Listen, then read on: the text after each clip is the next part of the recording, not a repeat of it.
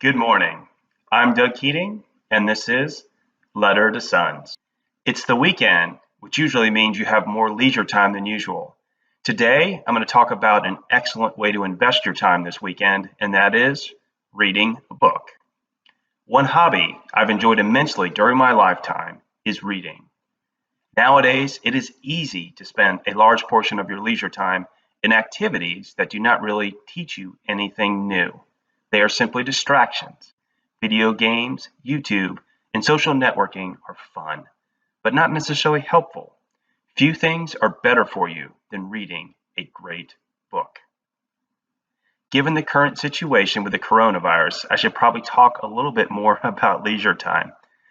It is easy to be spending hours and hours sitting on the couch doing nothing more than streaming Netflix or whatever your favorite channel is. I'm not bashing that. I, in fact, am watching several shows right now, Billions and Berlin Station to Remember 2. All I'm trying to say is don't spend all your time stuck on the couch, binge watching show after show after show. Entertain yourself, but also carve out some time to read a book so that you can expand your mind and understanding of the world. The kinds of books I've read has changed over the years. I used to read all kinds of different books in order to figure out what interests me. I recommend you do the same. Nowadays, I mainly focus my reading in areas that give me new insight, teach me new things, or are just plain fun to read. Specific topics that I enjoy include military history, theology, leadership, and a little bit of poetry every now and then. All right, I need to confess, I don't read much fiction. In fact, practically none at all. It's hard to explain exactly why, but I mostly read nonfiction these days. Perhaps it's because I'm a big learner. New ideas stimulate my mind. Or maybe I prefer to read about real people and events to gain perspective and understanding of the world, rather than made-up places and faces. The more I think about it, I should probably read more fiction, especially the classics. The last Shakespeare play I read, oh, it was awesome. I should definitely do more of that. The quote I chose today comes from one of my favorite US presidents, Teddy Roosevelt. He was a huge reader. Here's the quote.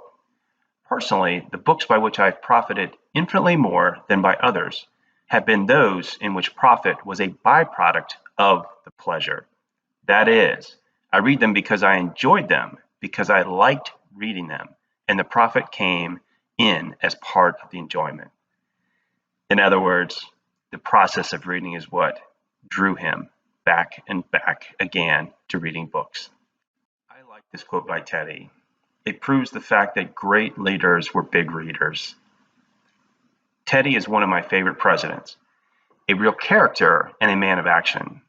Several leaders that I admire greatly were voracious readers, which inspires me to want to read more since leadership is one of my lifelong passions. Saying it's easy. The hard part's actually carving out time to open a book today. I'm going to make it happen. I hope you do today. Crack open a great book and get reading. You won't be disappointed. I'm going to finish this video by talking about the photo I selected, which you may recall is the library I used to have in our family home. It was pretty big, nothing crazy. After the divorce, I had to downsize my library simply because I didn't have room for books.